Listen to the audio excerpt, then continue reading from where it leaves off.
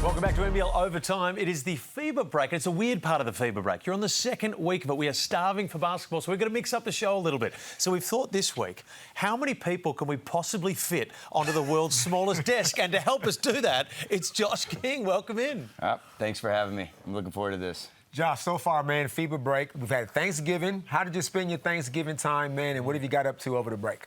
We gave the guys a couple days off after Adelaide. I think we gave them 3 days off. What did I do? Went out to eat with the family. Went to the zoo, Werribee Zoo. Hey, it's good, isn't it? It's a great zoo. Walking zoo. Let the baby run around, and then my parents are in from the States, so that's nice. And then nonetheless, we got to get ready to play a basketball game on Thursday.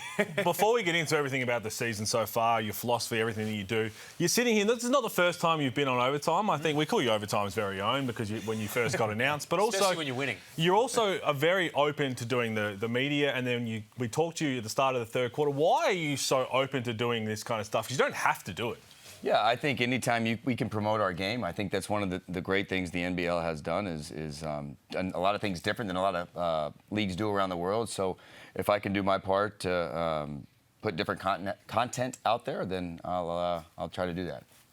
And your record this year, it's all against the top teams. Like, you're doing very, very well against the upper echelon of the league. How far do you think that you guys are going to push towards the end of this? Like, are you feeling championship stuff being genuine? I believe if we can stay healthy and like any team, if we can be playing our best towards the end, we'll have a chance. But there's a lot of things that we have to get better at between now and February, middle of February, end of February, to put ourselves in that position. You mentioned you took a little bit of time off. When you're looking at the FIBA break, you get the schedule ahead of time. You know there's going to be guys doing international duties. How important was just removing everybody, getting off their feet, getting their health right, but also understanding there's a line that if you go too far, then you might have to pick it all back up before everything starts? Yeah, that's the $100,000, $100,000 question. How do you keep everybody into some type of rhythm and with wind in the lungs, but also giving them a break? I can't say I have the perfect answer, but we've given some guys some time off. Obviously, we got guys with the boomers. We got guys that are banged up like every team. And it's just a mix out there of hopefully when we tip the ball up on Thursday night, we're getting back to the way we were playing. From last season, the way Jordy Hunter was playing to now, what conversations was had with him? Because now he is playing like a two-guard. Is he your best three-point shooter? He might be. I think by percentage he is. Believe it or not, it's not something that we've talked a lot about. He's got a nice shot. He's able to attack at the basket, and now he's added a three-point shot to his game where he can play inside out. And if you have a big that can be that type of threat, it allows you to do a lot of different things on offense. So we're excited he's on our team. Another one, Nathan Sobey, we talk about MVP contenders. He's been unbelievable, and he was unbelievable really since you took over last season. Did you know much about Sobes' game when you touched down in the Phoenix? And maybe going back and you've talked to other people about his growth, his career path even to get to the NBL, how hard he had to work. What is it about the way he's playing right now that he's getting the best out of, I guess, both you and him? Yeah, I think, well, to go back to your first part of the question, I didn't know a lot about Sobes. I knew who he was. I mean, he's played for a long time in this league. He's played overseas, but we haven't had a lot of conversation about you have to do this or that. The thing I'm the most proud about Sobes is the way he leads our team. He's the ultimate professional, practices hard every day, pushes the guys, and there's no secret to how he carries that over into games. And he's a leader on and off the floor, and I think everybody's happy for him, the success he's having this year. Pete, you got an eye for good. What's the one thing you've picked up that the Phoenix are doing this year? I mean, they're the best defensive team in the competition. Oh. And I think that's what it is, right? We talk about everything that you can do. The bird's eye breakdown right here about forcing turnovers. You do it better than any other team in the league. What is it about the philosophy, and how do you get guys to buy in? Well, defense is something we've talked about from day one on practice number 1 in August. It's something that it's a standard we set, and if you don't play defense, it's going to be hard for you to get out there on the floor. And we want to create a lot of turnovers, get up and down the floor, and play on both sides of the floor. And this is a big part of what we do here. And Josh, before you got here, John Brown III, he almost played in the NBL. He got here, it just didn't work out for him, right? I'm calling him the human vice grip. His defensive stance, he don't let anybody get easy catches on him.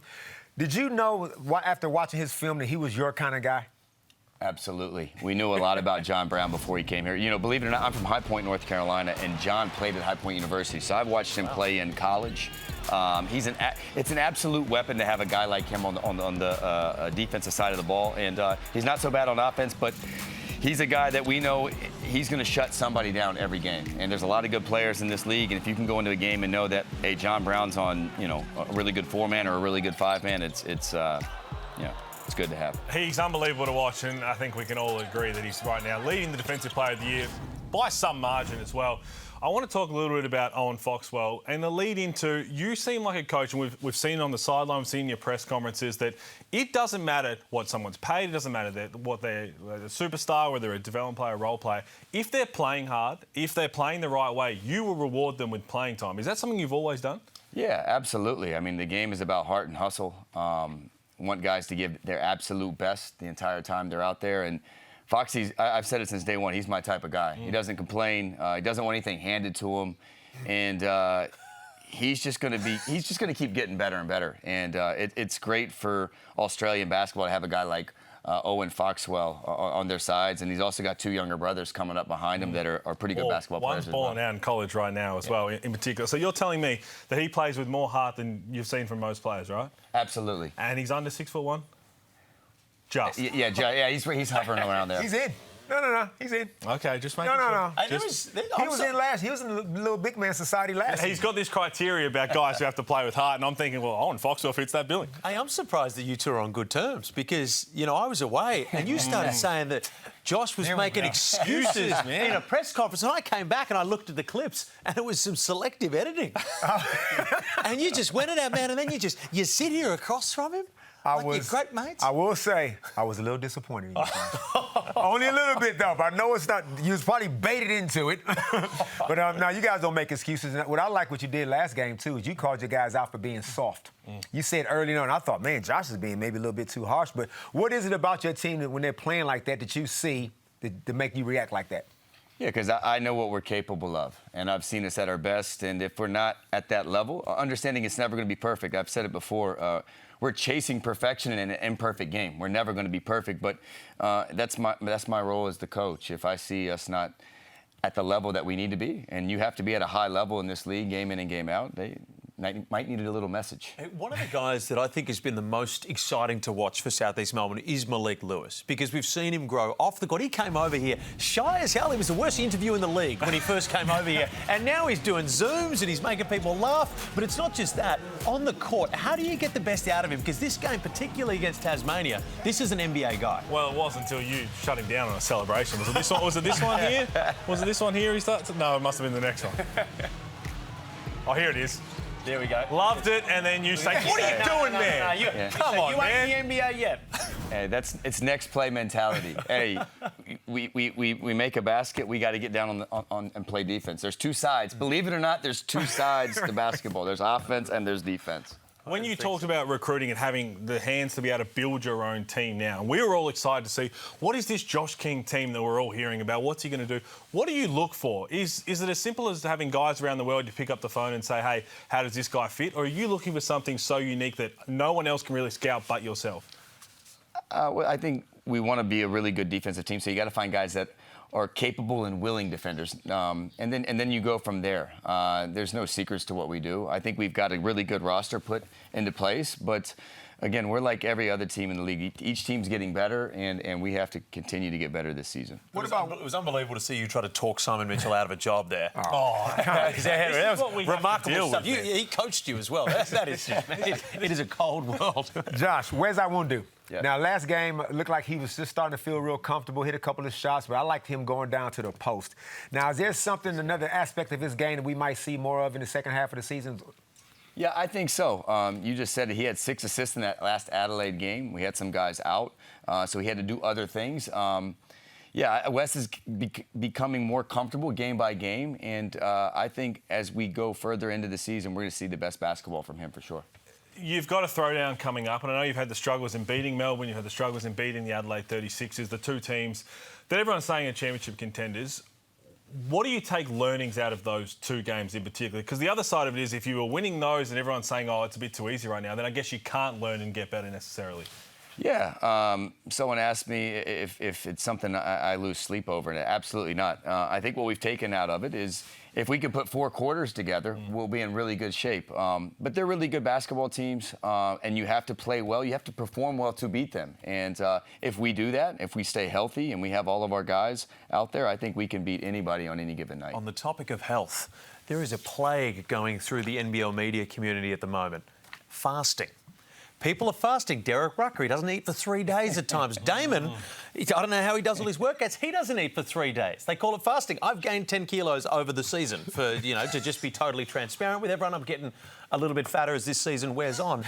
You mentioned before that you've been fasting as well. Can you talk us into this? It's something you got to want to do.